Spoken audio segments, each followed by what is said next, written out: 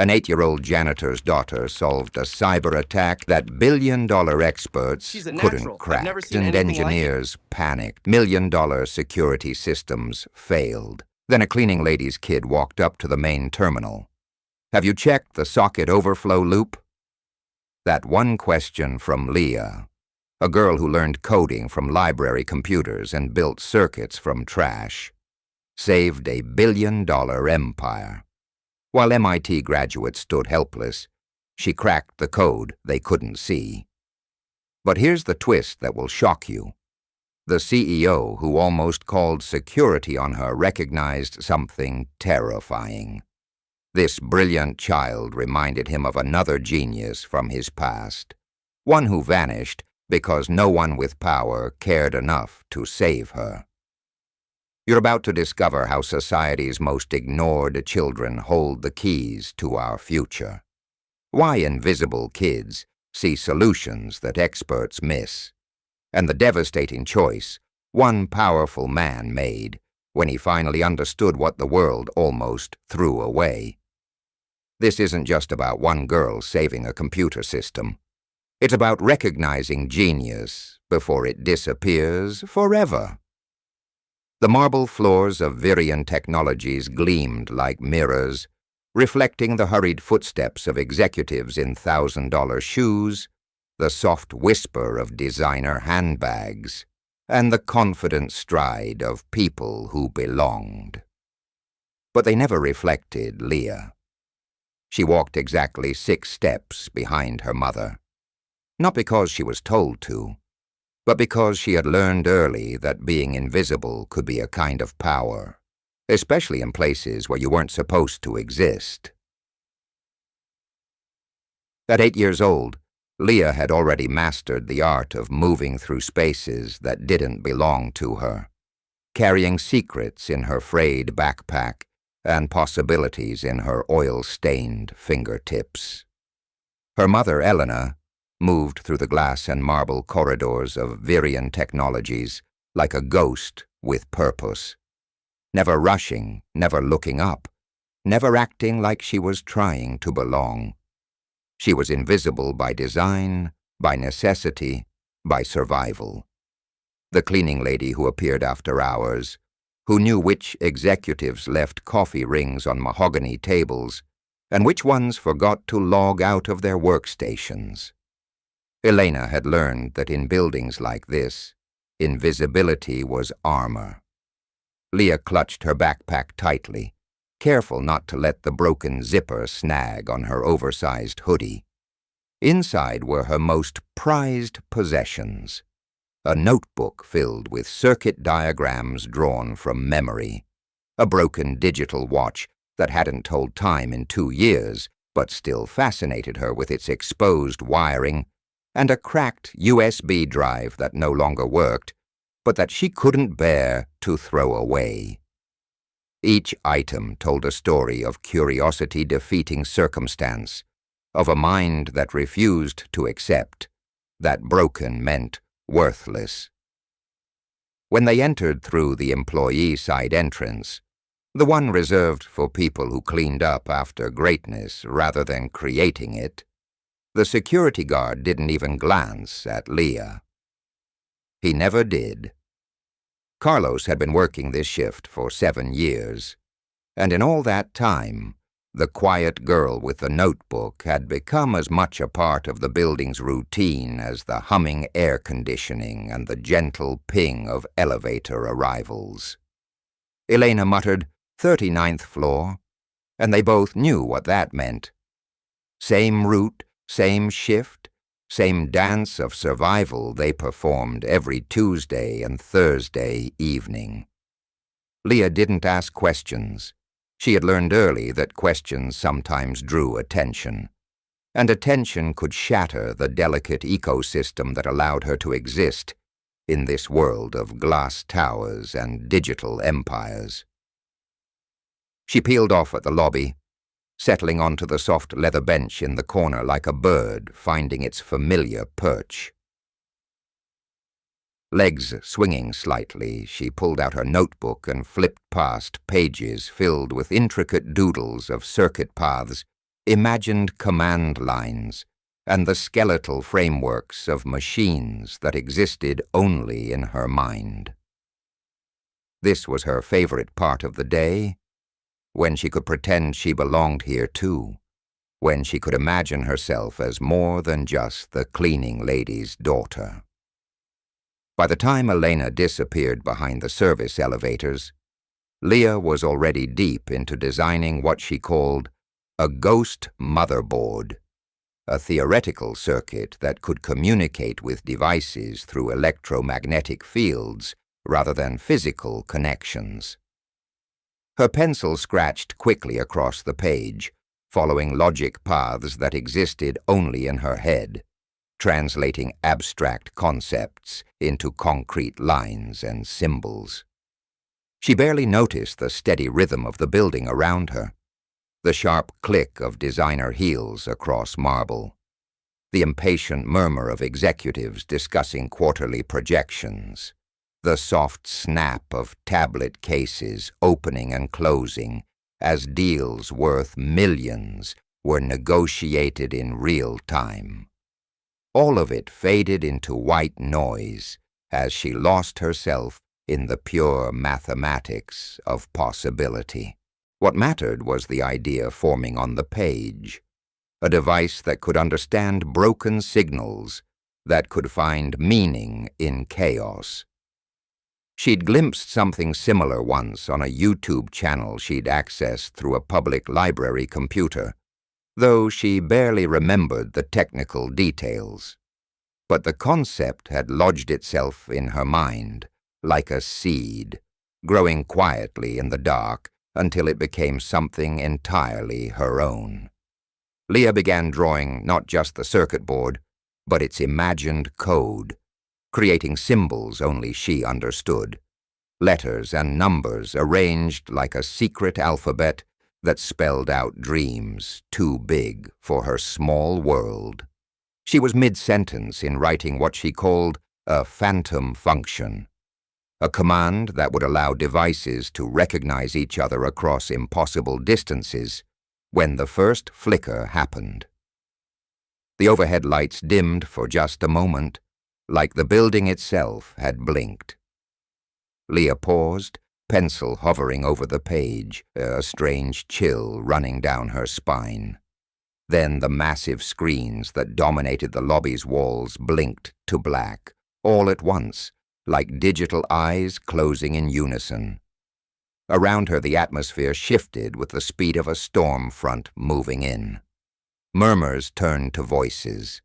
Voices escalated to sharp concern, and concern quickly transformed into something that tasted like panic. Phones materialized in manicured hands. Tablets were tapped with increasing urgency, and the polished veneer of corporate calm began to crack. Leah sat very still, her notebook forgotten in her lap. She had spent enough time in the shadows to recognize when something was truly wrong, and this was different from the usual office dramas she observed from her corner perch. This felt bigger, more dangerous, like watching the foundation of something immense begin to crumble. Then she heard it, a single word that changed everything: breach. The reaction was immediate and electric. A man in an expensive suit slammed his tablet onto the reception counter, his voice cutting through the growing chaos. "What do you mean we're locked out? This is impossible!" A woman in a power suit that probably cost more than Elena made in 3 months sprinted across the lobby, her phone pressed to her ear, murmuring something urgent about remote command fail-safe protocols. Leah had no idea what the woman's job title was, but she could read authority in the way others instinctively stepped aside, in how her voice carried the kind of certainty that made people follow orders without question. The building that had seemed so polished and invincible just minutes ago was now unraveling in slow motion, like watching a perfect machine discover it had been built on sand. Leah didn't move, she knew better than that. The moment you got noticed was the moment people remembered you weren't supposed to be there. But she watched with wide eyes, absorbing everything. A cluster of men near the elevators were already playing the blame game, their voices overlapping in a symphony of corporate panic. One mentioned something about a kernel override. Another whispered about malware vectors. Leah recognized that last term. She'd read about malware in an old cybersecurity blog she'd found during one of her late-night digital expeditions.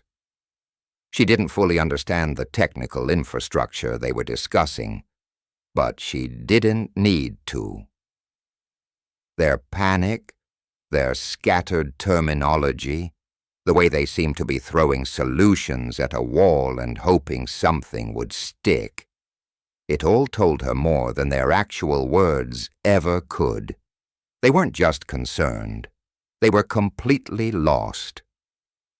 When someone near the reception desk muttered, "This can't be happening today. Not today," Leah's curiosity sharpened to a point. She looked up at the massive display screen above the reception area, still black as midnight, and wondered what made today so special. A young man with spiky hair and a blazer 2 sizes too big was pacing near the floor-to-ceiling windows, his phone glued to his ear like a lifeline. "He's going to kill us," she heard him say, his voice cracking slightly. "This is the biggest client presentation of the year. We're dead. We're absolutely dead." Leah carefully wrote, "biggest client presentation," in the margin of her notebook, next to her phantom function diagram. She didn't know why, but it felt important, like a puzzle piece that might matter later. This wasn't just a random system failure. Something had been deliberately targeted, and the timing was surgical in its precision. She listened more intently as fragments of technical conversation drifted toward her corner. The receptionist mentioned that someone had attempted to reboot the local servers. No success. Another voice reported that they'd tried pinging external DNS servers, still locked out. A third person was muttering about backup protocols that seemed to have vanished entirely. None of these people sounded like they actually understood where the failure had originated. They were all reacting, trying every door they knew, and finding them all locked from the inside. It was like watching a group of people with keys to a house discover that someone had changed all the locks overnight. Leah didn't speak. She never did in situations like this. But she turned to a fresh page in her notebook and began jotting down what she would have done differently. Start by isolating the breach point. Was it internal or external? Use a diagnostic shell to examine traffic signatures. Look for anomalies in the authentication logs. Check for recursive loops that might be masquerading as legitimate processes. She wasn't sure if she could actually fix whatever was happening, but she was increasingly certain of something else. None of the adults around her had any idea what to do next, and that realization hit her harder than she'd expected. For the first time in her young life, Leah felt something shift inside her chest. Not the familiar curiosity that always bubbled beneath the surface, but something heavier and more urgent. It was a mixture of dread and clarity, like holding a match too close to paper and realizing the fire was about to spread beyond your control. It wasn't that she thought she could solve everything. She was 8 years old, after all. But something about the way the adults were flailing reminded her of the time her cousin Mario had tried to connect an old hard drive to their neighbor's television and had nearly wiped out all its firmware in the process. Leah had sat beside him that day, quietly identifying the problem and guiding him through a makeshift patch using tools she'd cobbled together from broken electronics. She'd figured that out in minutes, even though no one had taught her how. And now here she was again, surrounded by people who had all the resources, all the credentials, all the authority, and absolutely no idea where to begin. As she looked down at her notes, she noticed that the symbols and diagrams were beginning to organize themselves into something coherent, almost like her mind was constructing a blueprint in reverse, decoding a complex system without needing to see the actual code. Her pencil moved faster across the page, connecting what she'd overheard to what she instinctively understood about how systems failed and how they could be restored. Kernel-level breach, system-wide access denial, failure to restore from backup protocols. It sounded like someone had intentionally locked down the entire system from the inside, not destroyed it, not wiped it clean, but frozen it in place, which meant the underlying structure was still there, somewhere beneath all the panic, waiting to be accessed by someone who knew where to look. Leah exhaled slowly, her heart beginning to pound with something that wasn't quite fear. She felt the same electric anticipation she'd experienced when she first pried open an old desktop computer her neighbor had thrown away. Everyone had said it was junk, beyond repair, worthless. But inside she'd discovered that it still worked perfectly. It just needed someone with the right tools, enough patience, and no preconceptions about what was supposed to be impossible. Now, watching the chaos unfold around her, she felt that same unmistakable sensation rising in her chest. I know what this is. Leah had never seen so many important people in one place, looking so utterly helpless. They clustered inside a glass-walled conference room near the central stairwell, a mix of expensive suits and rumpled hoodies, some with phones surgically attached to their ears, others staring blankly at screens filled with angry red warnings that pulsed like digital heartbeats. One massive monitor displayed what looked like a global network map, but instead of the usual reassuring blues and greens, it was painted entirely in crimson, a spreading infection of failure that reached every node, every connection, every pathway that kept Virian technologies connected to the world. Leah inched closer, her worn sneakers silent against the polished tile. She hugged her notebook to her chest like armor, her eyes darting between the faces of the men and women who were supposed to have all the answers. Some were shouting into their phones, others were whispering in the kind of frantic, hushed tones that people use when they're trying to convince themselves that the disaster isn't as bad as it looks. A heavy-set man near the front of the room banged his fist on the conference table hard enough to make water bottles jump. "This can't be internal," he barked, his face flushed with anger and disbelief. "We triple firewalled every entry point after the Zurich incident. Triple firewalled." A woman beside him, sharp-eyed, with a kind of confidence that came from years of being the smartest person in most rooms, shook her head grimly. "Then it's a ghost protocol," she replied, her voice cutting through the noise like a scalpel. "Something that's mimicking normal user behavior. Too clean to be brute force, too sophisticated to be accidental." Leah didn't recognize every technical term they were throwing around, but she understood what was missing from their analyses. They weren't asking the right questions. They weren't even close. They were so focused on how the attack had happened that they were missing the more fundamental question. why it was designed to be discovered at all. The air in the room wasn't just tense. It was electric, with the kind of panic that comes when people who are used to having control suddenly realize they never had it to begin with. Leah watched as someone attempted a manual override of the core systems, fingers flying across a keyboard with the desperate rhythm of someone trying to restart a dying heart.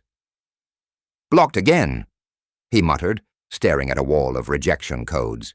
"Level 4 encryption loop. Who the hell even builds security this complex?" Another voice snapped back from across the room, sharp with frustration. "Someone who really wants us offline. That's who." One man, older than the rest, and clearly used to being the loudest voice in any room, turned toward the open doorway and called to someone beyond Leah's line of sight. "Can we reach Marcus? We need top-level override clearance, and we need it 5 minutes ago."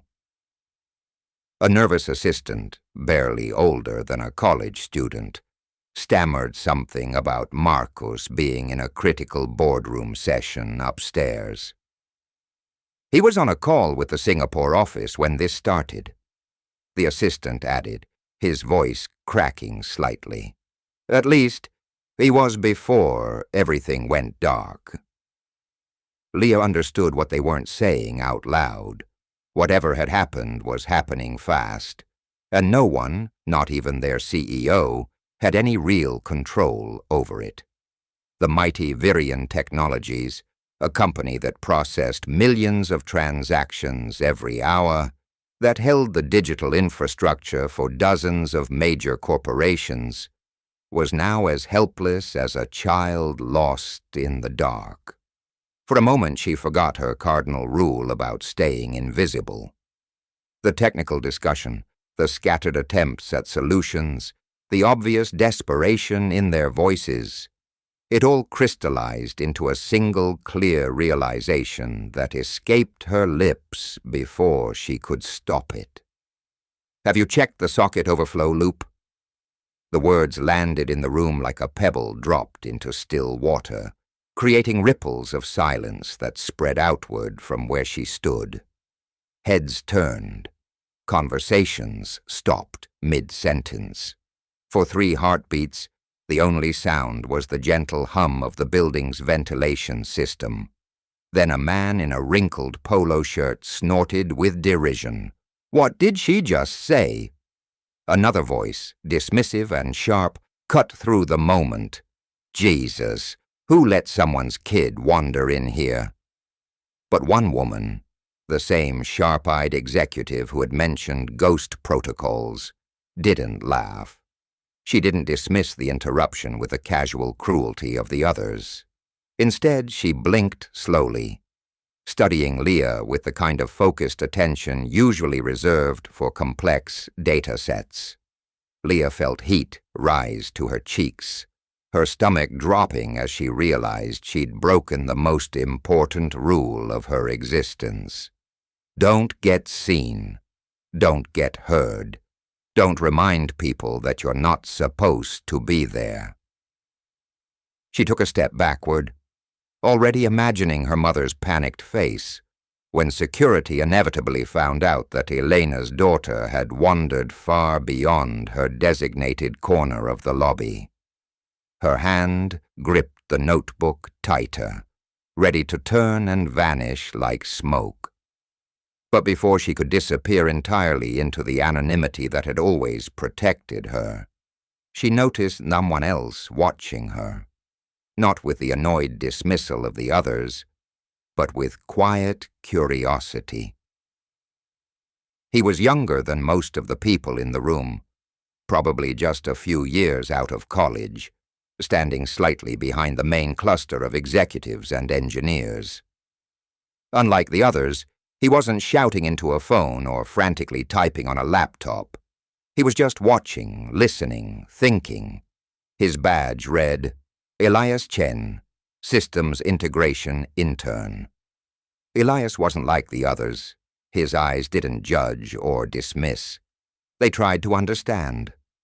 When he looked at Leah, she saw something she rarely encountered in the adult world. Genuine curiosity about what she might know, rather than assumptions about what she couldn't possibly understand. She felt a strange mixture of fear and hope twist in her stomach. What she'd said wasn't random. It wasn't a guess thrown out by a child trying to get attention.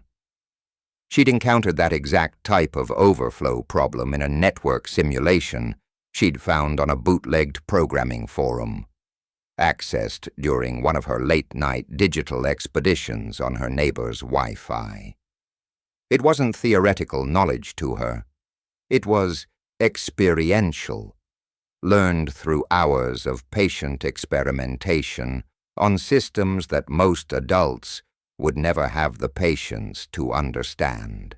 The older man who had laughed at her was now pacing in a slow circle, muttering about wasted time and impossible deadlines.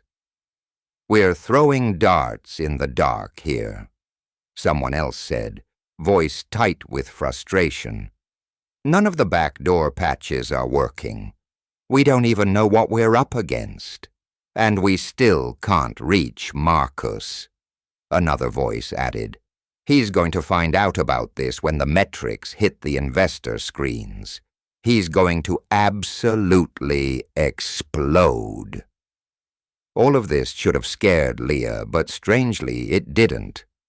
What frightened her more was how far off their guesses were, how completely lost they seemed inside a system they had supposedly built and maintained. They were looking for brute force entry points, for obvious signs of digital breaking and entering. But this felt different to her, more elegant, more sophisticated. This wasn't the digital equivalent of someone smashing a window and climbing through.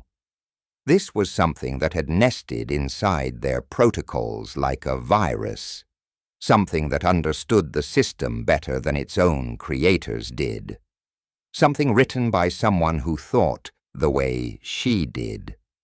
That realization sent a chill down her spine that had nothing to do with the building's air conditioning. She knew that kind of logic, that patient, methodical approach to understanding systems from the inside out. She recognized it because she'd taught herself to think the same way. But the worst part was that she wasn't even sure she could explain how she knew what she knew. That was the curse of being self-taught, of learning through instinct and experimentation rather than formal education. You developed intuitions that were impossible to translate into the language that other people expected. Her mouth opened again, almost without her permission, but this time no sound came out.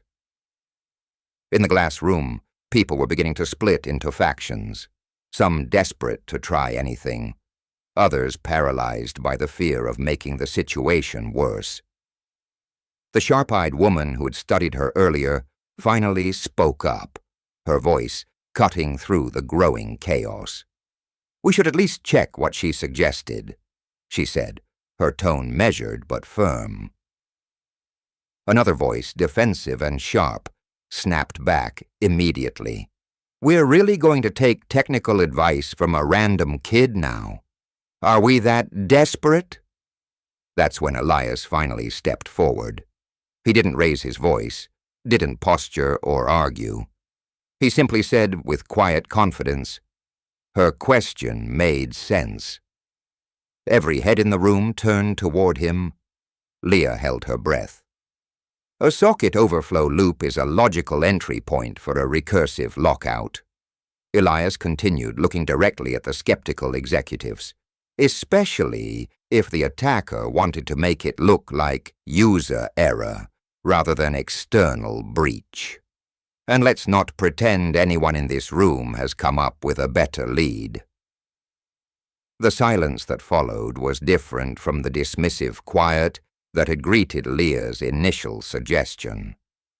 This was the silence of people who were running out of options and beginning to realize that pride might be less important than solutions. Leah swallowed hard. She didn't understand office politics or corporate hierarchies, but she understood the look Elias gave her when their eyes met across the room. It wasn't charity or condescension. It was something that might eventually grow into trust, if she proved worthy of it. She had cracked their wall of expertise, whether they liked it or not. The invisible girl was suddenly unavoidably visible. And as she took another step back, unsure whether she had helped or made everything infinitely worse, she felt the weight of every gaze in the room. The conversation had shifted. Not dramatically, not obviously, but something fundamental had changed. She had injected an idea into their closed system that hadn't existed before. She had made them pause, made them question their assumptions. That was rare. That meant something. As she backed into the hallway, slipping behind a marble column to watch from a safer distance, she felt Elias's gaze follow her. Not with suspicion or annoyance, but with interest. He hadn't looked away since she'd spoken. He stood still as the chaos reassembled around him, watching her retreat with the expression of someone who had just noticed a puzzle piece that hadn't been on the table a moment before. Leah sank down to the floor behind her column, opened her notebook to a fresh page, and scribbled 3 words in careful block letters: socket overflow loop. If they wouldn't check it, she would figure out how to investigate it herself. She wasn't guessing anymore. She was remembering. And memory, she was beginning to understand, could be more powerful than expertise. They let her into the war room because they had nothing left to lose. It wasn't a decision made with logic or careful consideration. It wasn't born from sudden respect for her abilities or a corporate policy shift toward inclusive problem-solving. It was the collective shrug of exhausted people who were supposed to have answers, but found themselves holding nothing but expensive devices that had become digital paperweights.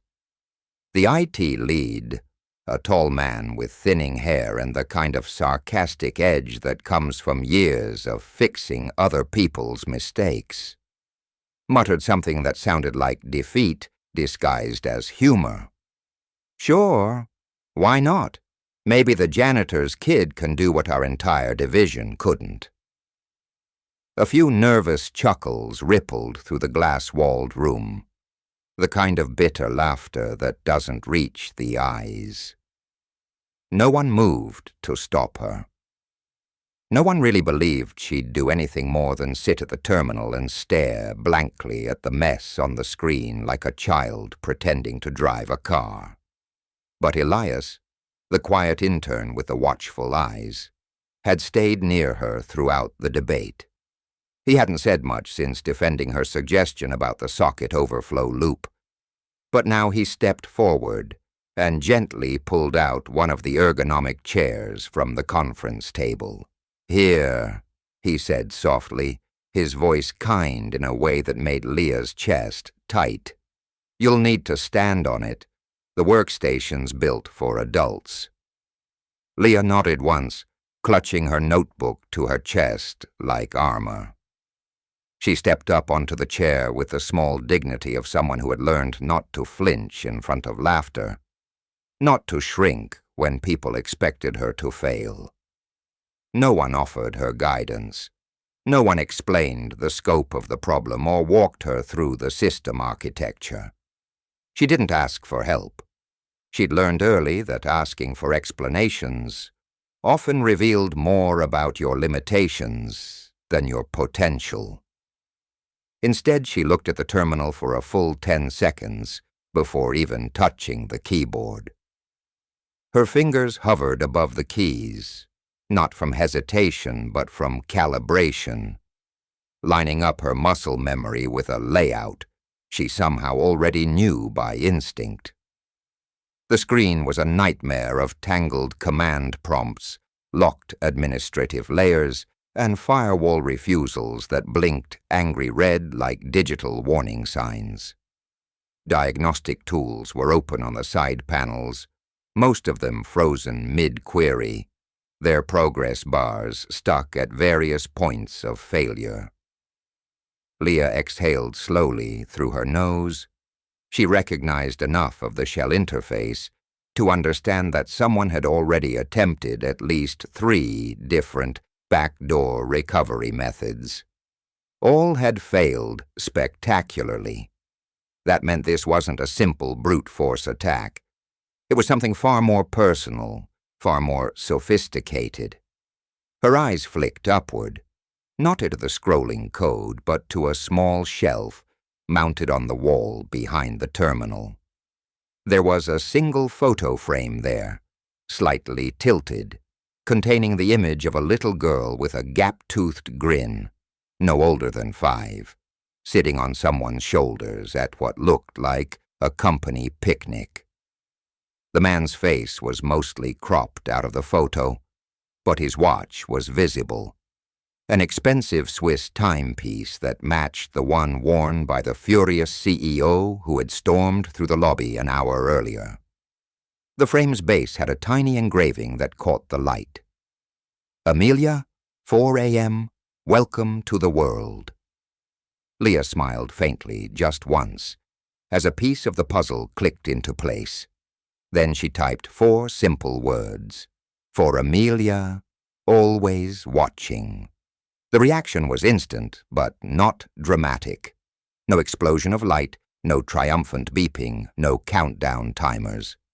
Just a soft blink, a subtle shift in the screen's color palette, and the appearance of a small prompt window where none had existed before. Elias, peering over her shoulder from his position behind the chair, leaned in closer. "Did you just—" He started, then stopped, his words caught between amazement and disbelief.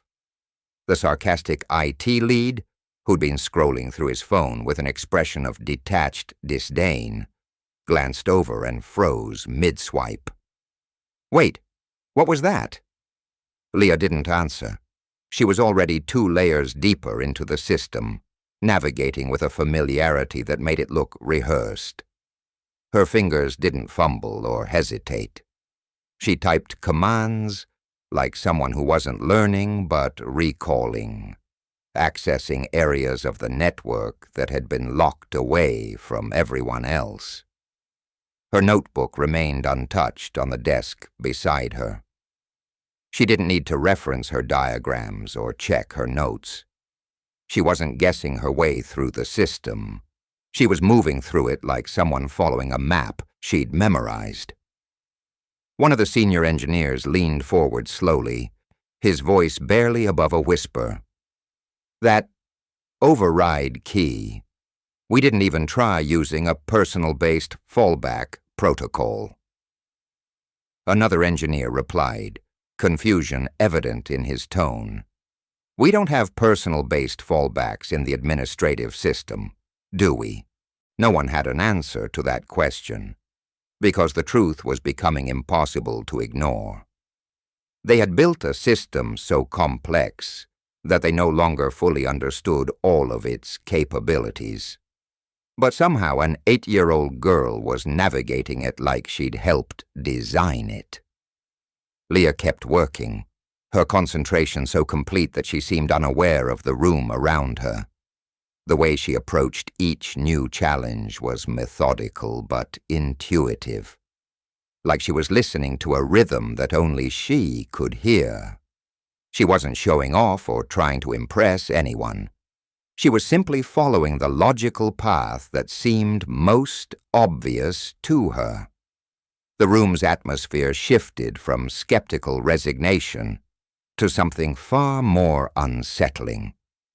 The tension of watching something impossible happen in real time.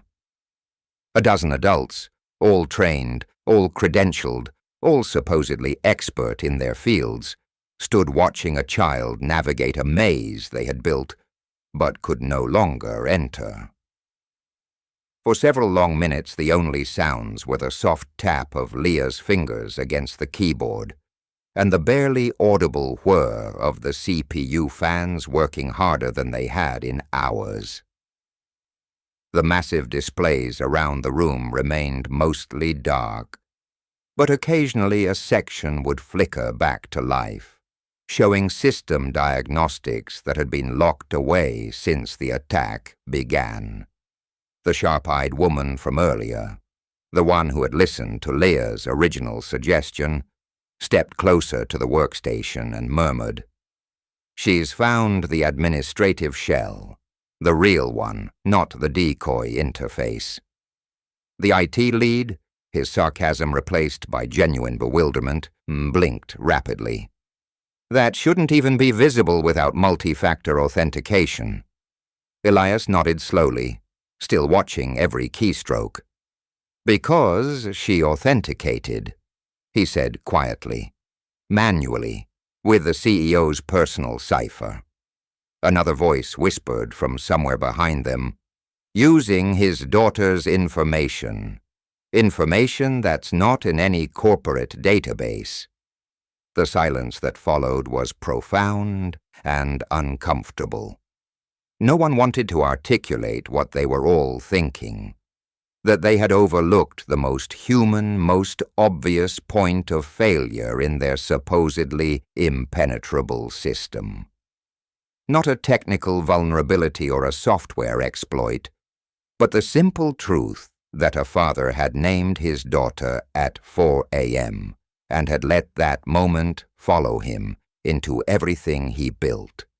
Leah had known where to look, not because she was lucky, but because she understood people as well as she understood machines. She'd seen enough locked doors in her young life to recognize the ones that weren't meant to be locked at all, the ones that opened not with force, but with empathy. It was Elias who finally broke the heavy silence. He moved closer to her chair, not to interfere or take over, but to kneel at her eye level.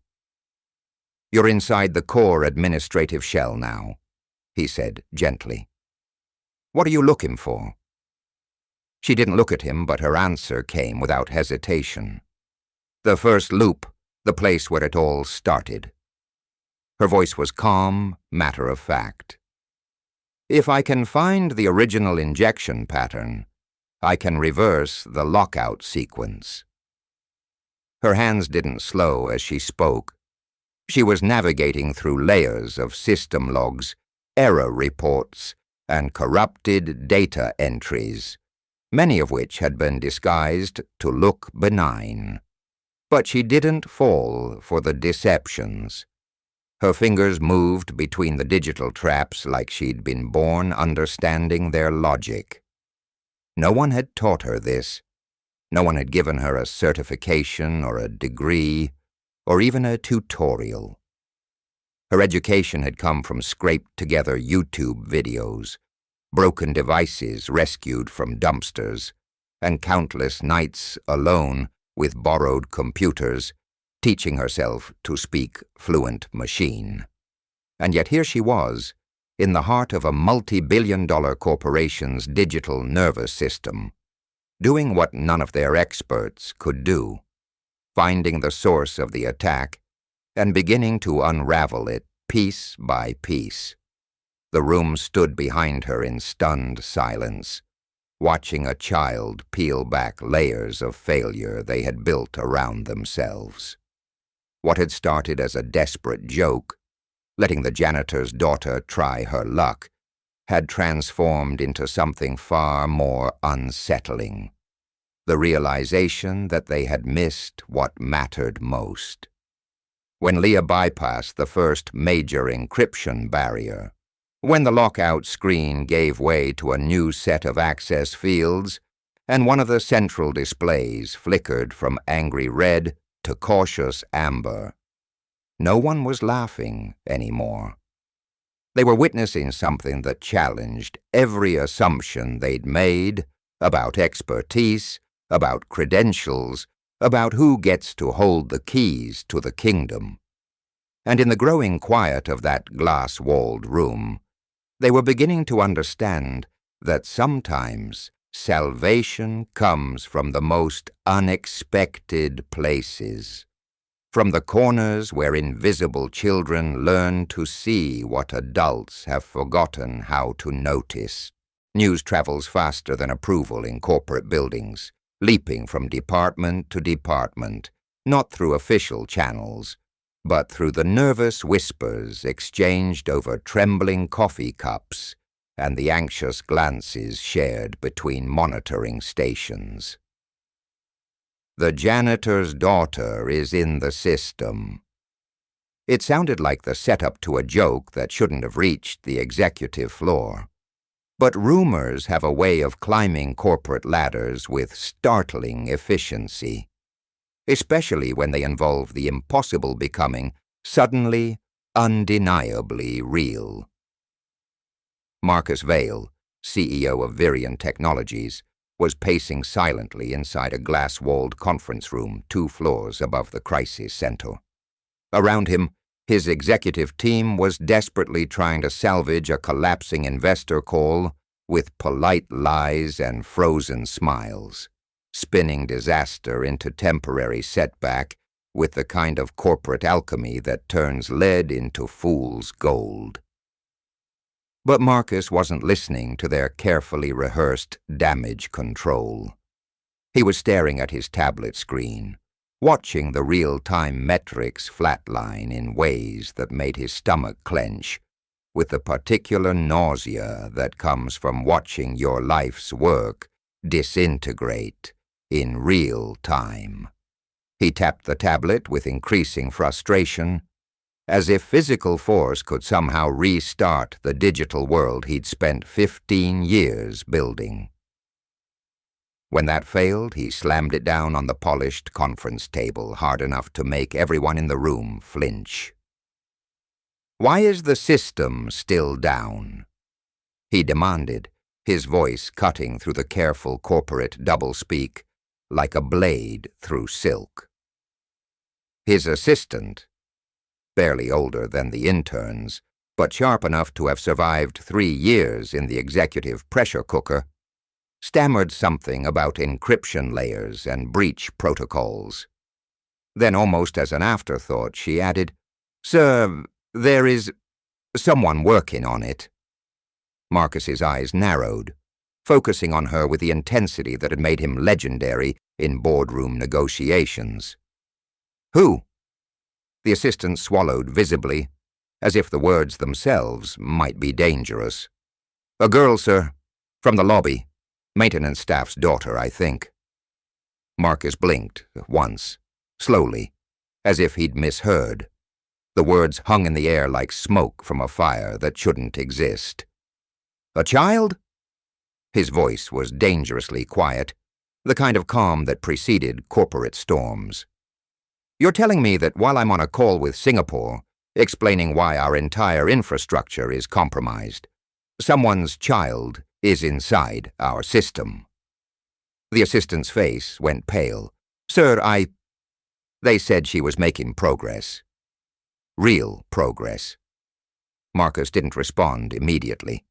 He simply turned away from the conference table, walked straight out of the room, and headed directly for the incident floor. Behind him, his executives continued their careful dance of misdirection, but he was no longer part of their performance. The suspicion brewing in his chest felt like acid, burning through years of careful control. Leo had no idea that Marcus Vail, a man whose decisions affected thousands of employees and millions of dollars in quarterly revenue, was now watching her from behind the glass partition, like a hawk studying prey it didn't understand. Her entire focus was on the terminal, on the lines of corrupted code unraveling like threads from a tapestry she'd been unconsciously learning to read since she was 5 years old. Her lips were pressed together in concentration, her small brows furrowed in the kind of intense focus that comes from encountering a puzzle complex enough to demand every neuron. She was already 4 shell layers deep, navigating blind through system architecture, using pattern recognition rather than access tools, because half the diagnostic functions had been deliberately disabled by the breach itself.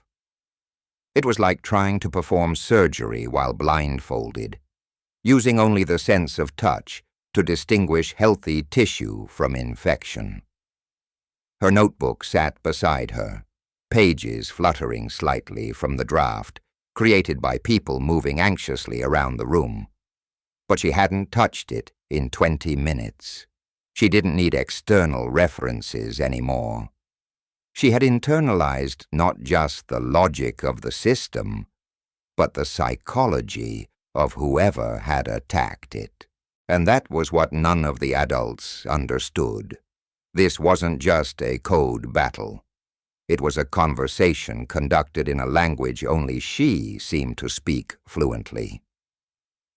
Behind the glass wall, Marcus folded his arms and felt something cold settle in his stomach. He looked at the girl, really looked at her. She was tiny, dwarfed by the professional workstation, her oversized hoodie making her seem even smaller than her 8 years. But her posture, there was something about the way she held herself that he recognized. It was the stillness of someone who had learned to be invisible, combined with the confidence of someone who knew exactly what they were doing. She wasn't performing for an audience or trying to impress anyone. She was working with the kind of focused intensity that comes from pure necessity. Marcus turned to one of the senior engineers standing nearby. "Get security," he said flatly. "Now." The engineer flinched. "Sir, she's actually making progress. She's gotten deeper into the system than anyone else has managed. And this," Marcus snapped, "is a multi-million-dollar infrastructure. I won't have liability issues on top of sabotage." His voice was quiet, but carried the weight of absolute authority. People obeyed Marcus Vail the way machines obeyed programming, automatically, without needing to understand the reasoning behind the command. 2 security guards were dispatched within minutes, their voices crackling through earpieces as they approached the crisis room. Inside the glass enclosure, the IT lead noticed them first and stiffened visibly. He said nothing, but his expression shifted from confusion to discomfort. Then Elias saw them too. His eyes widened slightly as he processed what was about to happen. Without thinking, without calculating the potential consequences to his career, he moved to position himself between Leah and the approaching officers. "She's the only one making real progress," Elias said, his voice louder than he'd intended. The words escaped before he could edit them, driven by something deeper than logic. The statement hung in the air like a challenge. One of the guards paused, caught off guard by the certainty in the young intern's voice. The second guard looked back toward Marcus, waiting for confirmation of their orders. But Marcus didn't respond immediately. He was studying Elias now, taking in the way the young man's shoulders were squared, despite the obvious tremor in his legs. The intern was scared, but wasn't backing down. There was something familiar about that combination of fear and resolve. "You're telling me," Marcus said slowly, his voice carrying across the room, "that you've turned our critical recovery efforts over to a child with no clearance, no training, and no authorization." Elias didn't flinch. "I'm telling you she's inside the system deeper than any of us ever got. And she hasn't triggered a single security failsafe. She found authentication protocols we didn't even know existed." Marcus's expression didn't change, but something flickered in his eyes. Doubt, perhaps, or curiosity. It was impossible to tell.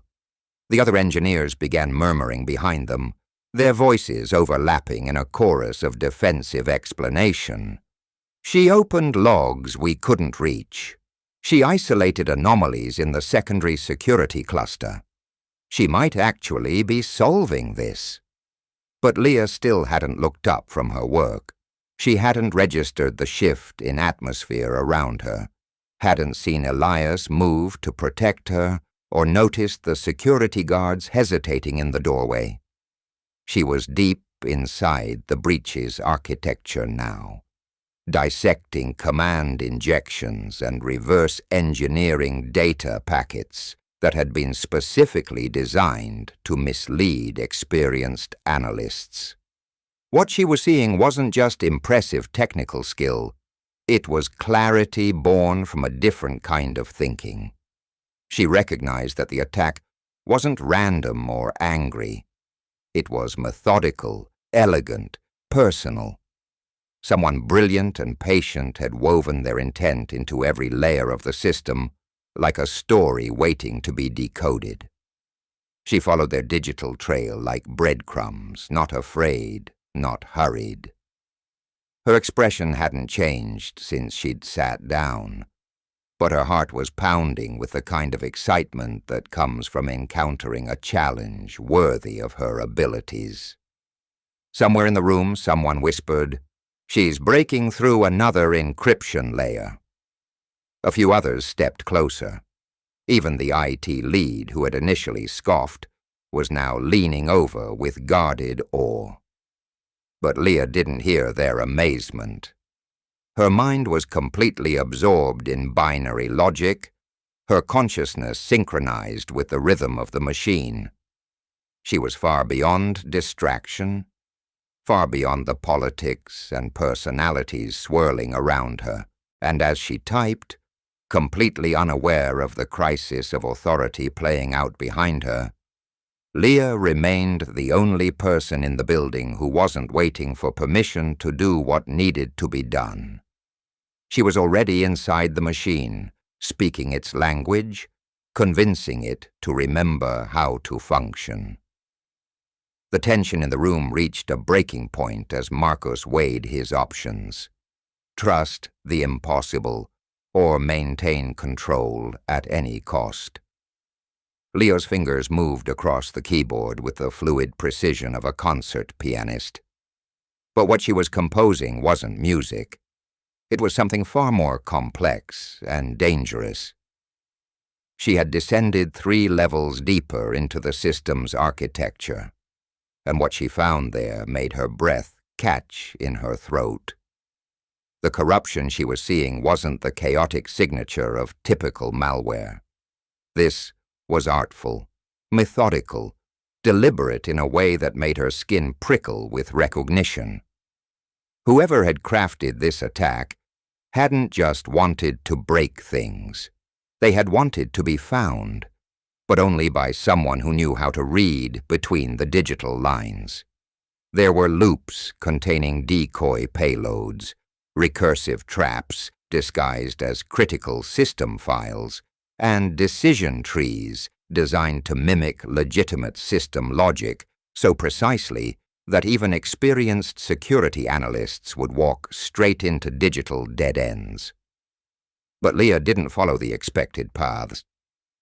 She moved sideways through the architecture, diagonally through the logic structure, like someone navigating a maze she somehow already knew. Her breathing slowed as she realized she wasn't just solving a technical problem anymore.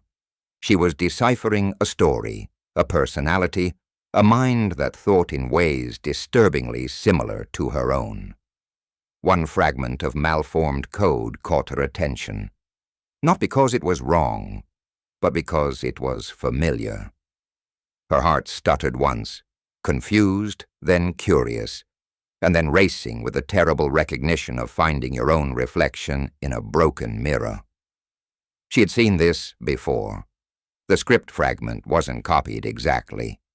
It had evolved, grown more sophisticated, but the fundamental structure, the elegant way it nested inside legitimate processes, the almost artistic approach to system infiltration, it was unmistakable. Leah's mind flew back to a night 3 months earlier, when she'd been at the borrowed internet cafe across from her cousin's apartment building. Her mother thought she was sleeping in the back room. Instead, she had taken the ancient laptop with the flickering screen and logged into a forgotten corner of the internet, a forum filled with broken links, cryptic usernames, and code dumps that definitely weren't meant for children. Most of it had been garbage, the digital equivalent of graffiti on an abandoned building. But one discussion thread had been different. It was titled Digital Phantoms, Symmetric Disruption Methods, and it contained no replies, no comments, just a file dump and a single line of commentary. It's not about breaking in, it's about becoming the door. Leah had been too young to understand all the technical implications, but something about the code had lodged itself in her memory like a song she couldn't stop humming. She had copied the essential functions by hand into her notebook, then spent weeks recreating them on her cousin's old desktop computer, tweaking and testing, pulling the logic apart like a puzzle box. The version she was looking at now wasn't hers, but it was definitely a descendant of that same digital DNA. There were matching fragments, identical fault triggers, even some of the same obscure variable names that had seemed like poetry to her 8-year-old mind. This wasn't coincidence.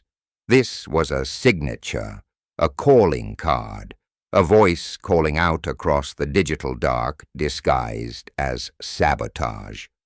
Her fingers froze above the keyboard as the spell of pure technical focus shattered under the weight of understanding.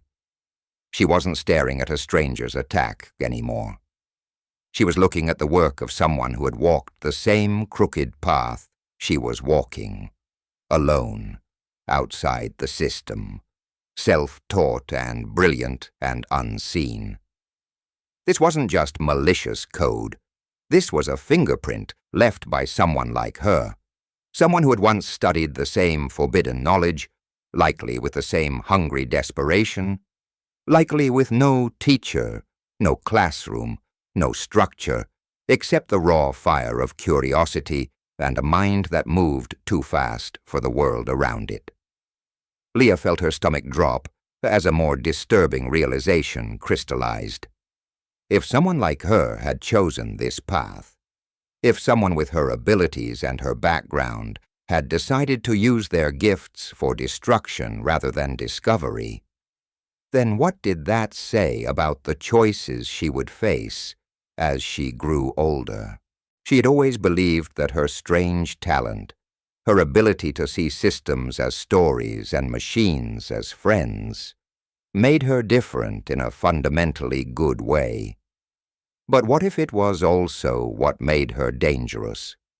What if the same mind that could heal broken things could just as easily break functional ones? For the first time since sitting down at the terminal, she felt genuinely scared. Not of the technical challenge, but of the implications. There was no one in this room who could understand what she was feeling. No teacher to explain what it meant when your enemy felt like your mirror image. "Leah?"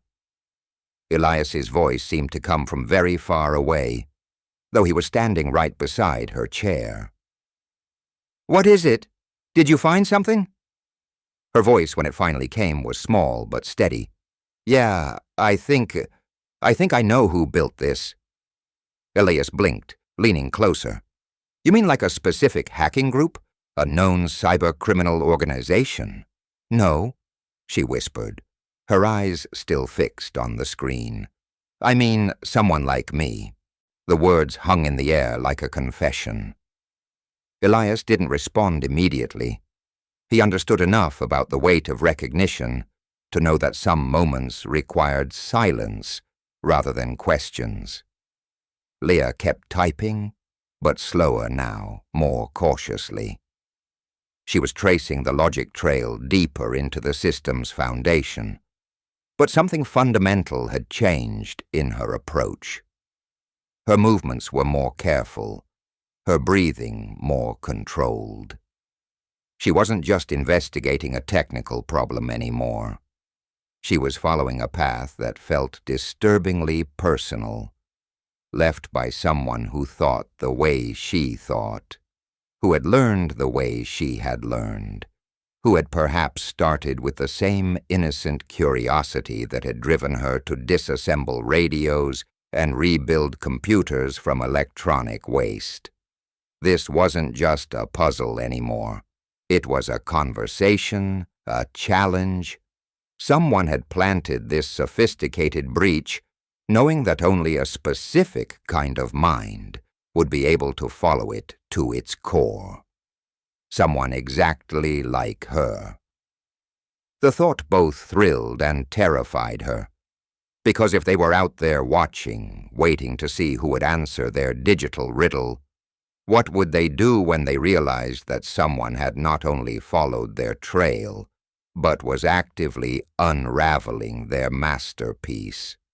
And still, despite the growing dread in her chest, Leah didn't stop. She kept digging deeper, each line of code bringing her closer to a confrontation she hadn't expected. She wasn't just fixing a system anymore. She was walking toward a mirror that might show her who she could become if she chose the wrong path. This ghost in the machine had spoken her language, and now she was compelled to answer, even if she wasn't sure she was ready for the conversation that might follow. When the first green line appeared on the massive wall-mounted display, a single thread of healthy data flowing through what had been a digital wasteland, everyone in the room gasped as if they'd witnessed something supernatural. The sound was barely audible, just a soft chirp from one of the monitoring systems. But in the silence that had dominated the crisis room for hours, it might as well have been a symphony. One by one, additional displays began flickering back to life, showing system diagnostics that had been locked away since the attack began. People exhaled curses of disbelief. Some managers even started pacing like men waking from nightmares. But Marcus Vale didn't move from his position at the back of the room. He didn't clap or smile or show any sign of relief.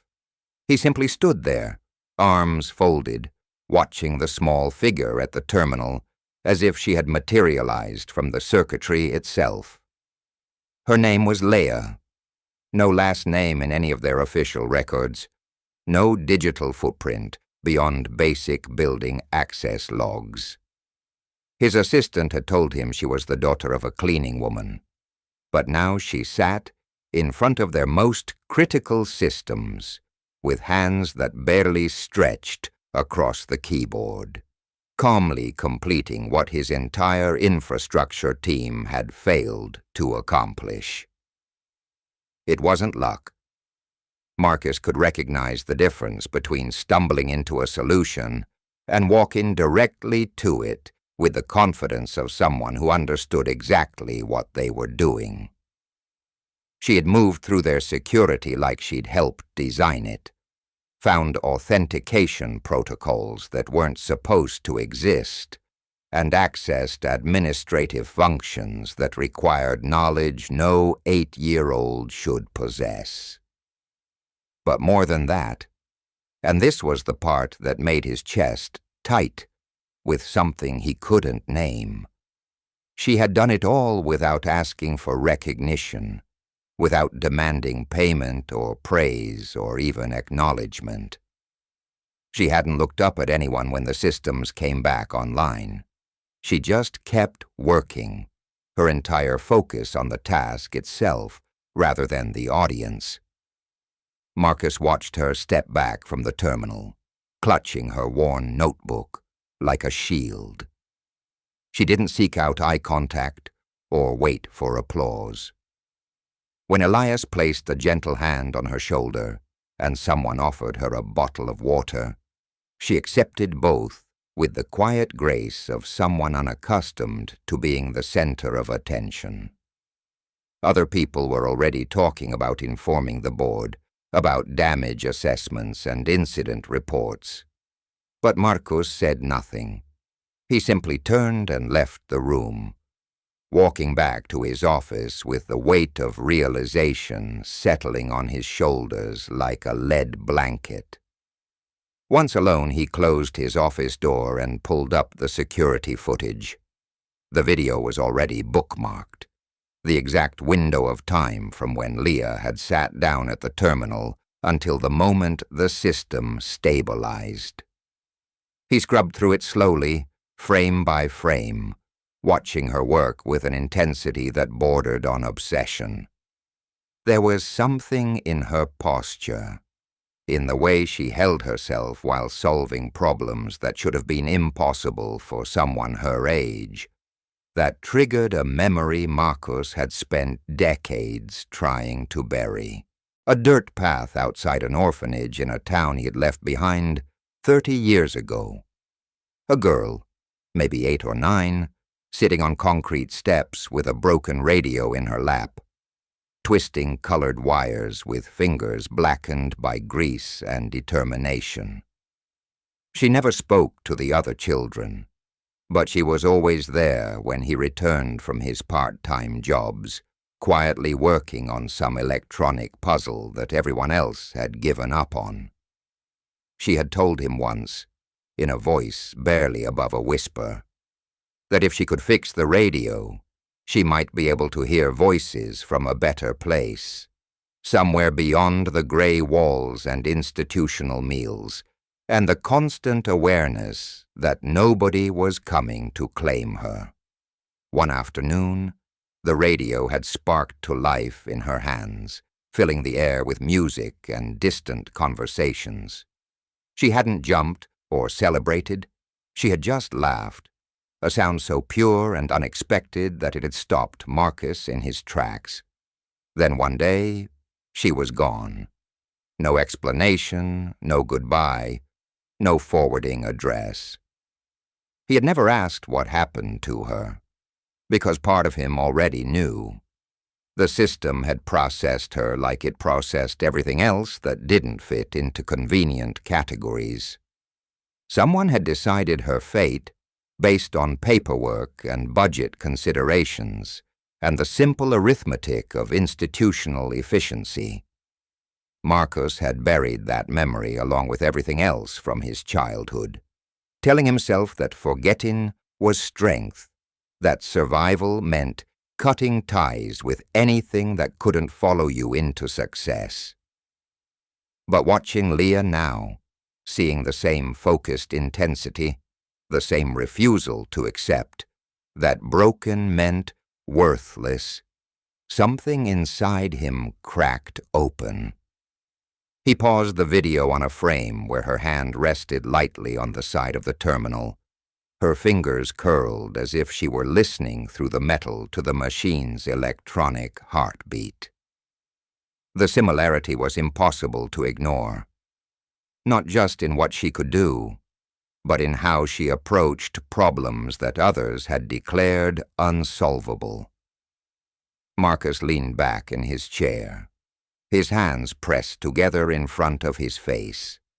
The footage was paused, but the image burned itself into his vision. He wasn't used to being emotionally ambushed. He had negotiated billion-dollar contracts, survived boardroom revolts, and recovered from PR disasters that would have destroyed lesser executives. But none of it had prepared him for the sight of this child, so calm inside chaos, fixing what grown experts couldn't. And now the question that he'd been avoiding rose to the surface with nauseating clarity. How had he become the kind of man who almost called security on a child whose brilliance outshone his entire leadership team? When had he learned to measure people by their credentials and corporate hierarchies instead of their actual abilities? Somewhere along his path to success, he had amputated the part of himself that believed in impossible things, and Leah had just brought it back, not with speeches or presentations, but with quiet competence that couldn't be argued with or explained away. He scrubbed through the footage again, slower this time, watching her movements like they were a code he needed to break. At one point she paused in her typing and turned slightly, her eyes scanning the room not with nervousness, but with the calm awareness of someone who had learned to read environments for signs of danger.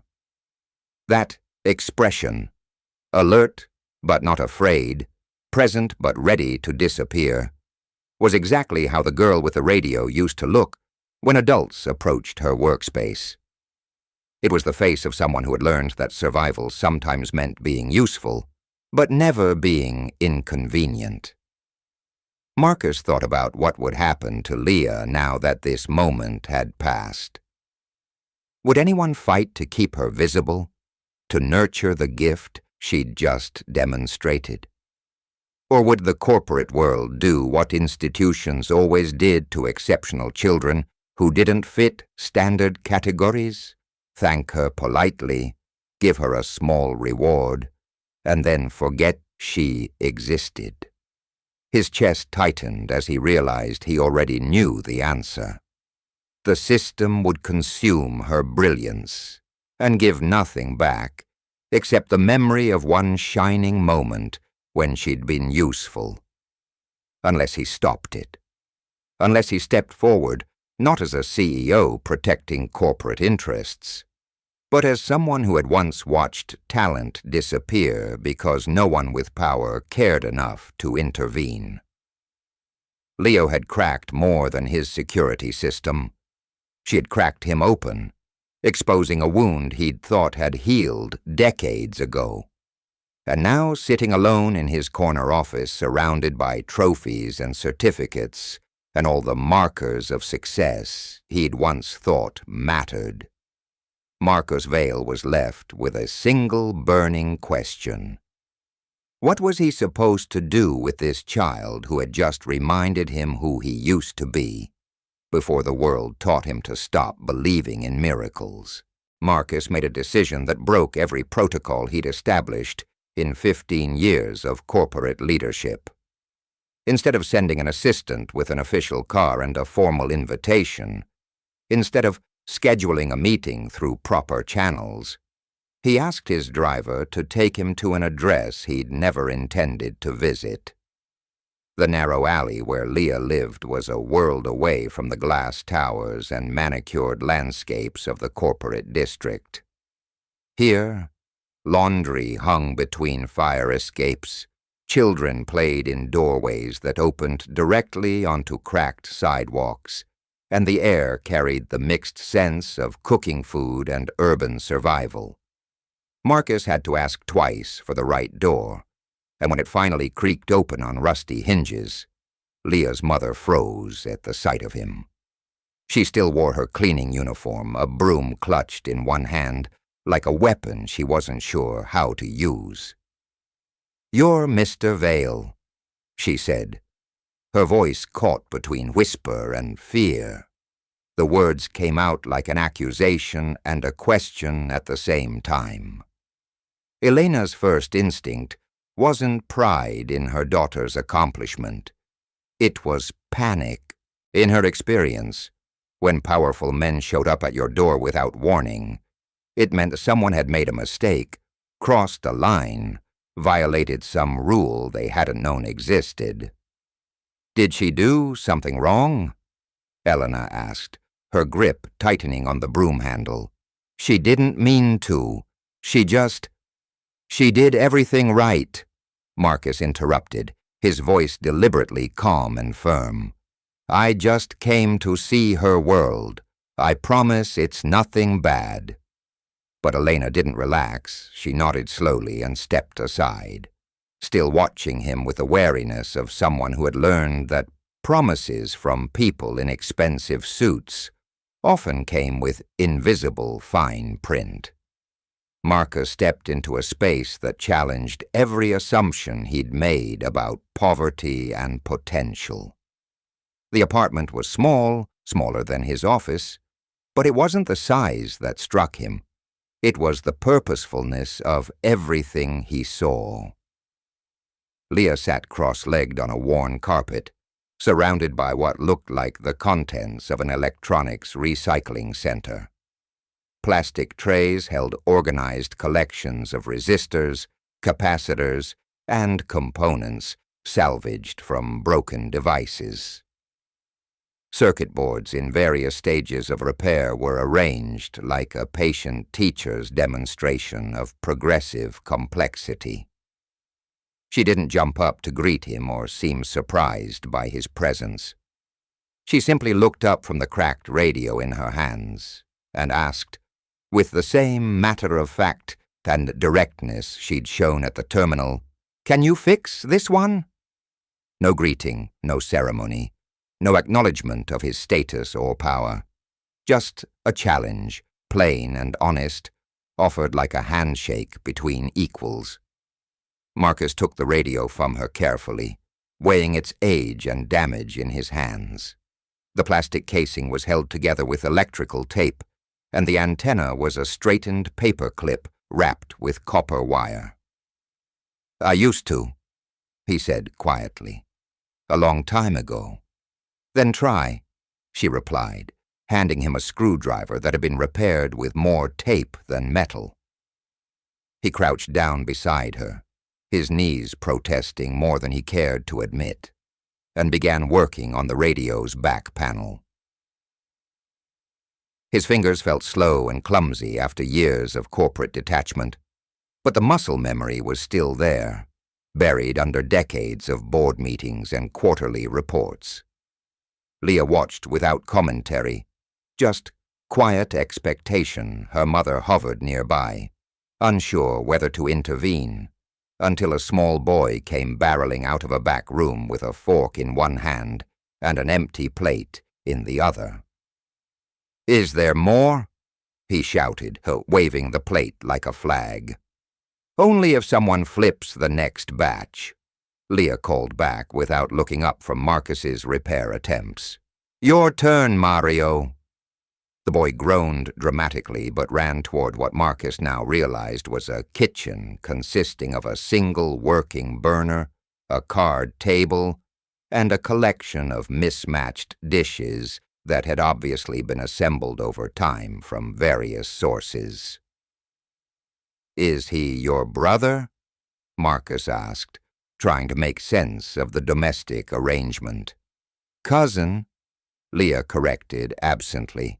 "He lives here now. Everyone kind of does." That explained the mattress against the wall, the 3 toothbrushes in a single cup by the door, and the way the small space had been efficiently organized to accommodate multiple lives.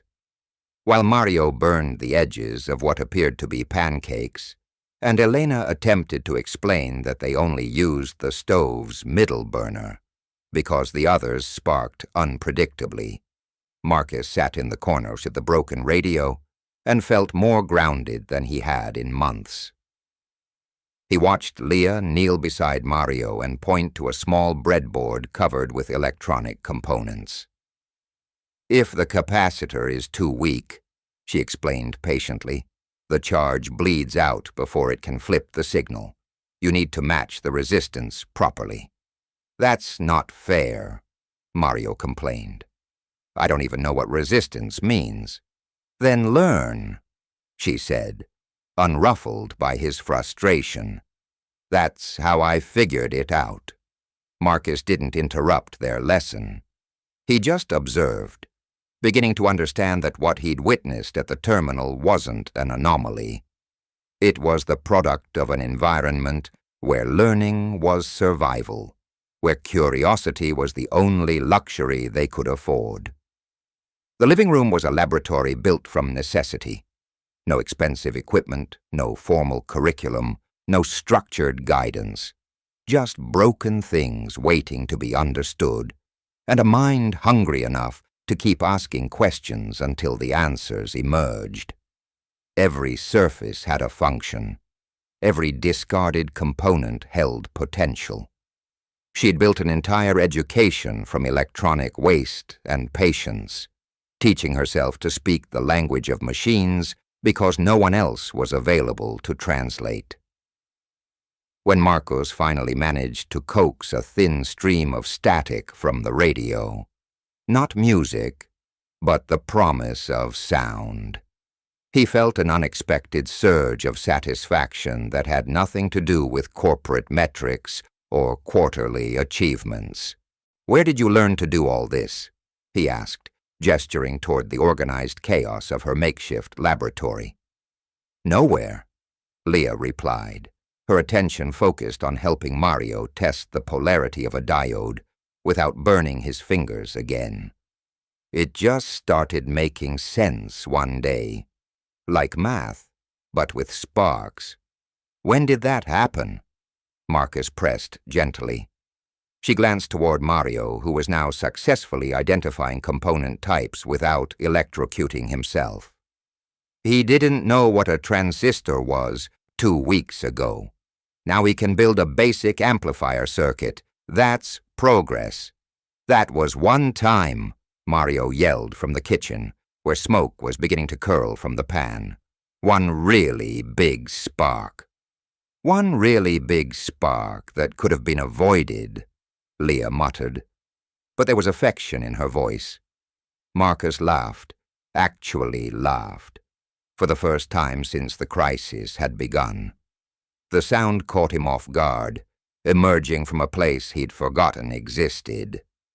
"You didn't wait for someone to teach you," he said, more to himself than to her. "You just kept going." Leah shrugged, as if this was the most natural thing in the world. "I had to. There wasn't anyone else." There was no bitterness in her tone, no sense of injustice or complaint. She didn't act like someone who had been wronged by circumstances.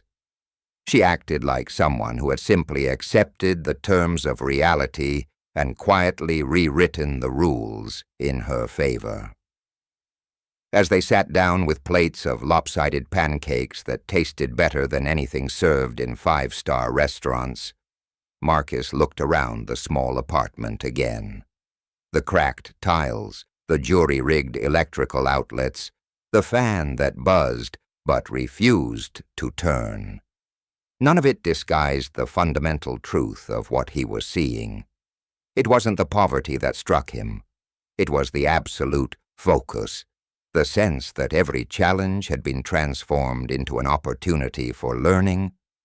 She had built not just a laboratory from a junkyard, but a school from silence, an education from determination. And most remarkably, she had done it all without falling into cynicism or anger. No hunger for revenge, no demand for recognition, no bitterness toward a world that had given her so little. Just pure curiosity, an unquenchable desire to understand how things worked and why they sometimes didn't. Leah handed him a page from her notebook, another drawing, this one featuring pancakes in the margins, but centered around a diagram of a circuit designed to store intermittent electrical charges. "I figured out how to save power without a battery," she said casually, as if this was the kind of problem every 8-year-old solved before breakfast. For emergencies. Marcus stared at the diagram, recognizing the elegant simplicity of genuine innovation. He didn't know what to say. He didn't know how to respond to a child who had found electricity in broken things and turned it into her own language of possibility. He only knew what he felt, a sharp stab of guilt. a quieter sense of awe, and the growing realization that the system hadn't discovered her talents. She had simply become too brilliant for it to ignore any longer. And somehow, impossibly, she had done it all without letting the world's indifference turn her gift into a weapon. She had remained curious instead of angry, creative instead of destructive. She was living proof that brilliance could bloom anywhere, even in the shadows where society forgot to look. When Marcus left that evening, walking back toward his polished car and corporate world, he carried with him the weight of understanding that genius wasn't created in universities or corporate training programs. Sometimes it grew wild in the spaces between the cracks, tended by necessity and watered with pure determination. The question that followed him home wasn't about her abilities. Those were undeniable. The question was about what kind of man he wanted to be. Someone who recognized extraordinary potential and nurtured it, or someone who let it disappear back into the shadows because it was easier than changing the system that had almost missed it entirely. Marcus left Leah's apartment that evening with something lodged permanently in his chest. Not guilt, exactly, but a profound restlessness that made his penthouse feel hollow and his achievements seem suddenly arbitrary. The contrast was impossible to ignore. A child building miracles from electronic waste, while he sat in climate-controlled offices managing other people's innovations.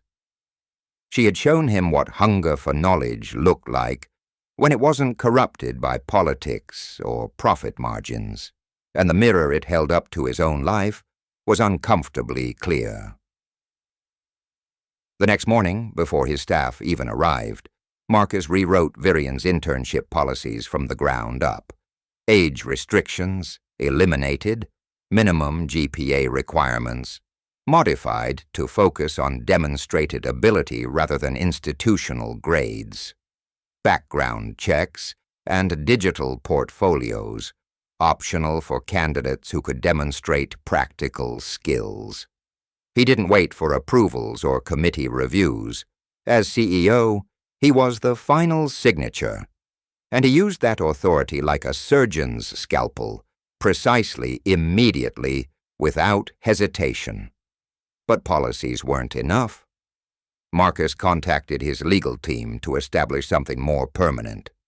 A scholarship fund operated under Virian's name, but designed specifically for minds like Leo's. Not for students from elite prep schools or coding academies, but for raw talent growing in places where no one was looking. The fund would seek out children who built computers from discarded parts, who taught themselves programming languages from library books, who saw possibilities where others saw only problems. It would provide resources, mentorship, and most importantly, recognition that brilliance didn't require traditional credentials. And finally, in a move that surprised even his executive team, Marcus renamed the rebuilt internal security system. Not after himself, not after some corporate buzzword or technical specification, but Leah Protect, a permanent acknowledgement of the girl who had held their digital world together when everyone else had failed. But even as he implemented these changes, something felt incomplete. The gestures were necessary and right, but they were also safely distant, filtered through corporate structures and legal frameworks. What Leah had given him, what she had given all of them, was far more personal than any institutional response could address. She hadn't just solved a technical problem. She had cracked open his carefully constructed world and shown him something he'd spent decades trying to forget. what it felt like to believe that impossible things could happen if you were brave enough to attempt them. So he called her mother. Not through an assistant, not through official channels, but directly, his own voice asking nervously if they would consider coming back to the office. Just for a conversation, he said. Nothing formal, nothing that would put them in an uncomfortable position. Just something real. Eleanor agreed, though her voice carried the weight of someone who had learned to be cautious about gifts that seemed too good to be true. When they arrived, Marcus didn't take them to a side office or conference room. He brought them to the main boardroom, the same space where decisions about millions of dollars and hundreds of jobs were made daily. He wanted Leah to understand that this space now included her, that she belonged here not as a visitor, but as someone whose voice mattered. She didn't seem overwhelmed by the executive surroundings. If anything, she looked slightly bored, settling into one of the leather chairs with her ever-present notebook, like she was preparing to wait out another adult conversation that probably wouldn't concern her. Her mother sat rigidly, clutching her purse like an anchor in a world that still felt dangerously unstable. Marcus cleared his throat more times than necessary before finding the words he needed. "You changed how we see things here," he said, looking directly at Leah. "Not just systems and technology, but people. Talent, the way we define who's qualified to lead." He paused, watching her face for some reaction. But she simply listened with the same focused attention she brought to broken radios and corrupted code. "You walked into chaos and didn't hesitate. You didn't wait for permission or approval. You just solved the problem. That's not something we see very often." Eleanor's eyes filled with tears almost immediately, but she tried to smile through them. Marcus continued, "I've made some changes. There's a scholarship program now, named after you, and a mentorship initiative, real mentorship, one-on-one guidance. You'll have access to our laboratories, our hardware, any educational resources you need to keep growing." Eleanor let out a sound between a gasp and a sob, covering her mouth with her free hand. "You'll be on site," Marcus added, his voice growing stronger as he spoke. "Not as a curiosity or a publicity opportunity, but as part of the team, if you want that." He waited, feeling strangely nervous, as if she might decline his offer and walk away from everything he'd worked to arrange, as if an 8-year-old girl might have the power to reject the validation he desperately needed to give. Leah looked at her mother, then back at Marcus. When she finally spoke, her voice was quiet but carried the weight of someone who had learned to ask the questions that mattered most. "Will I still be allowed to break things?" The question didn't come from defiance or mischief. It came from deep understanding. Breaking things, taking apart radios that everyone else had given up on, disassembling computers to understand their hidden logic, pushing systems beyond their intended limits, wasn't destructive curiosity for her. It was how she learned. It was how she translated the world from incomprehensible complexity into manageable problems. If this offer came with rules that would suffocate her natural method of discovery, if it meant she had to learn the way other people expected rather than the way her mind actually worked, then she wasn't interested. Better to remain invisible and free than visible and constrained. Marcus stared at her for a long moment, caught between laughter and something that felt dangerously close to recognition. Here was a child who understood that most gifts came with invisible chains, who had learned early that acceptance often meant surrendering the very qualities that made you worth accepting. Slowly, genuinely, he smiled. Not the practiced expression he wore in boardroom negotiations, but something real and unguarded that hadn't appeared on his face in years. "Yes," he said firmly. "That's exactly how we find out what's inside." Elena broke down then, completely and without reservation. She cried with the full weight of a mother who had watched her daughter's brilliance bloom in shadows, wondering if anyone would ever see what she saw, if Leah would spend her entire life being invisible in a world that only noticed credentials and connections. Leah didn't move to comfort her mother. She understood that some tears needed to flow freely. Instead, she slid her hand across the polished table until it found Elena's fingers, offering silent support in the way she always had, quietly, practically, without drawing attention to herself. The boardroom fell into a different kind of silence then. Not the empty quiet of unfinished business, but the full, solid quiet of something important being completed. Marcus stood slowly and reached into a folder beside him, withdrawing a small plastic card that he slid across the table toward Leah. It wasn't a contract or a schedule or a list of expectations. It was an access badge, Virian Technologies, Leah M. Full access, simple, direct, and more powerful than any document filled with corporate language. "You can start tomorrow," Marcus said, "or next week, or next month. The laboratory is yours whenever you're ready."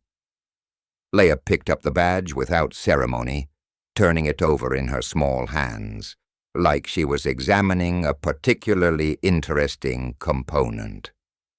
"I'll come tomorrow," she said matter-of-factly. Marcus nodded once, then turned toward the floor-to-ceiling windows that looked out over the city. His reflection in the glass showed a man who looked somehow lighter than he had that morning, as if he'd set down a weight he'd been carrying so long he'd forgotten it was there. He wasn't just offering Leah an opportunity. She was offering him something far more valuable. A second chance to build a legacy that mattered beyond quarterly earnings and market share. A reminder that the most important innovations often came from the places where people weren't supposed to be, created by minds that didn't fit standard categories. The system had survived the cyber attack, yes, but more importantly, it had gained something it never knew it needed. A small girl with oil-stained fingers who understood that broken things were just puzzles waiting for the right person to solve them. Months passed, not with dramatic fanfare, but with the steady accumulation of small miracles, the kind that build lasting change rather than temporary headlines. Leah became a permanent fixture at Virian Technologies, but not as a novelty or a token gesture toward corporate diversity. She was simply there every morning, riding the bus with her mother and settling into the corner of the advanced systems laboratory that had somehow become unmistakably hers. Her workspace was unlike anything else in the building. While other stations featured neat arrangements of identical monitors and regulation-approved hardware, Leah's corner looked like organized chaos. Multiple screens of different sizes showing various diagnostic tools, a collection of salvaged components arranged in patterns that made sense only to her, and notebooks filled with diagrams that bridged the gap between artistic vision and technical precision. Someone had written Leah's brain in permanent marker above her main monitor. No one admitted responsibility for the graffiti, but she never erased it. If anything, she seemed to appreciate having her territory clearly marked. The engineers who had initially been skeptical now brought her their most stubborn problems, not because they couldn't solve them eventually, but because she could often see solutions that hadn't occurred to anyone else. Her approaches were unconventional, sometimes seemingly backwards, but they worked with a consistency that had stopped surprising people and started being simply expected. When she suggested a complete redesign of the data funneling protocols that governed how information moved between departments, the implementation team didn't question her logic. They just asked how quickly she could document the changes. When she identified a critical vulnerability in a third-party security package that had passed every standard audit, vendors listened not because of her age, but because her track record had become impossible to ignore. But perhaps more importantly, she hadn't changed. Success hadn't made her arrogant or demanding. Recognition hadn't altered her fundamental approach to problems. She still worked with the same quiet intensity, still disappeared into code like it was a world more comfortable than the physical one, still treated every broken system like a puzzle worth solving, regardless of who might be watching.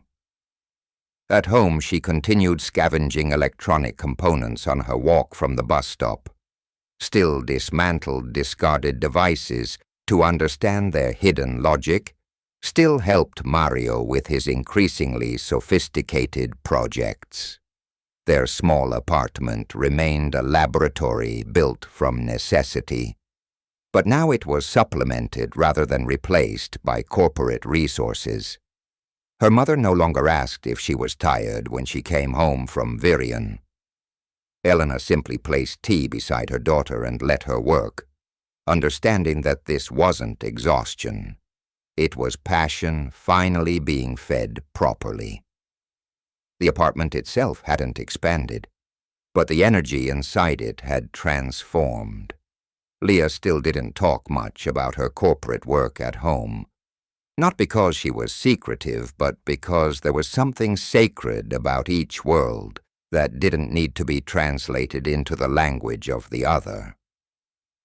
At Virion, Marcos had changed too, though he was less comfortable acknowledging the transformation. His calendar remained filled with meetings and his desk covered with reports. But his office now included a small frame containing Leah's original drawing, the one she had slid across the conference table during those first chaotic hours. He hadn't scanned it or converted it to digital format. He kept the original page with its pencil smudges and folded corners, a tangible reminder of the moment when a child had handed him a map to understanding not just her mind, but something essential about innovation itself. More than once he found himself walking down to the laboratory without a specific purpose, pretending to check on various projects while actually just observing how she worked. Leah would glance up, nod politely, then return to whatever challenge had captured her attention. She never asked why he came, and he never felt compelled to explain. Sometimes proximity was enough. Just knowing that genius was being nurtured rather than ignored, that potential was being developed rather than wasted. The press had tried to turn Leah's story into a feel-good narrative about corporate responsibility and educational opportunity. But she had deflected their attention with the same quiet efficiency she brought to debugging software. When a journalist asked for a quote about her experience, she simply said, "I liked the problem." That was Leah in 4 words, not chasing recognition or building a personal brand, but drawn to challenges that demanded new kinds of thinking. She filled notebooks with solutions to questions no one had asked yet, stayed late to test theories that existed only in her imagination, and approached each day like it might contain a puzzle worth the time it took to solve. And on a quiet Tuesday evening, after the building had emptied except for security guards and cleaning crews, she stood in Marcus's office with her notebook tucked under her arm. He wasn't there. He'd left hours earlier for a dinner meeting with potential investors. She didn't wait for an invitation or permission. She simply placed a folded piece of paper on his desk, next to the framed drawing that had started everything. The note was written on lined paper torn from her notebook, folded twice, with the careful precision she brought to everything. In small, neat handwriting, it contained just 7 words. "Thank you for seeing me, really seeing me." Marcus found the note when he returned near midnight, the building quiet around him except for the distant hum of systems that never slept. He sat in his chair and unfolded the paper, reading the message once, then again, feeling something fundamental settle into place in his chest. For the first time in longer than he could remember, he didn't feel like he was managing a corporation. He felt like he was part of something that mattered, not just financially or strategically, but fundamentally. Not just building quarterly profits, but building a future where brilliance could emerge from anywhere and be recognized for what it was, rather than where it came from. He sat there for a long time, the note still open in his hands, letting the moment expand around him. Outside his windows, the city continued its restless motion, but inside this space, something rare and valuable had taken root. Somewhere in the building's lower levels, a night janitor named Elena was emptying trash bins and polishing conference tables, probably unaware that her daughter was dreaming of algorithms and circuit designs just a few miles away. And somewhere in that same city, a little girl with oil-stained fingers was already asleep, her mind processing the day's discoveries and preparing for tomorrow's possibilities. Marcus folded the note carefully and placed it in his desk drawer, next to other documents he considered important enough to keep. But this was different from contracts and reports and strategic plans. This was evidence that sometimes the most valuable transformations happen quietly, in the spaces between ambition and recognition, in the moments when being truly seen changes everything. The system had been saved, yes, but more than that, it had learned something essential about what made it worth saving.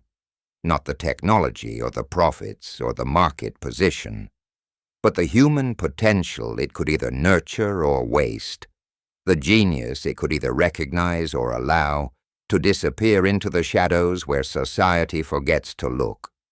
And in the end, that made all the difference.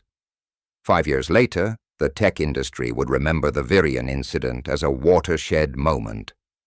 Not just because of the sophisticated nature of the cyber attack, or the innovative security protocols that emerged from its resolution, but because of what it revealed about where true innovation actually originated. The story became legend in Silicon Valley. The 8-year-old girl who saved a multi-billion-dollar corporation armed with nothing but curiosity and a notebook filled with hand-drawn circuit diagrams. But for those who understood what really happened that day, the legend missed the most important point.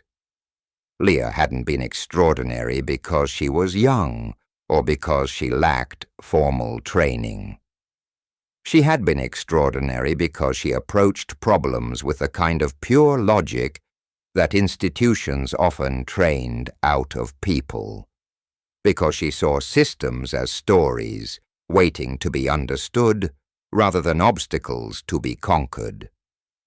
The real miracle wasn't that she solved an impossible technical challenge.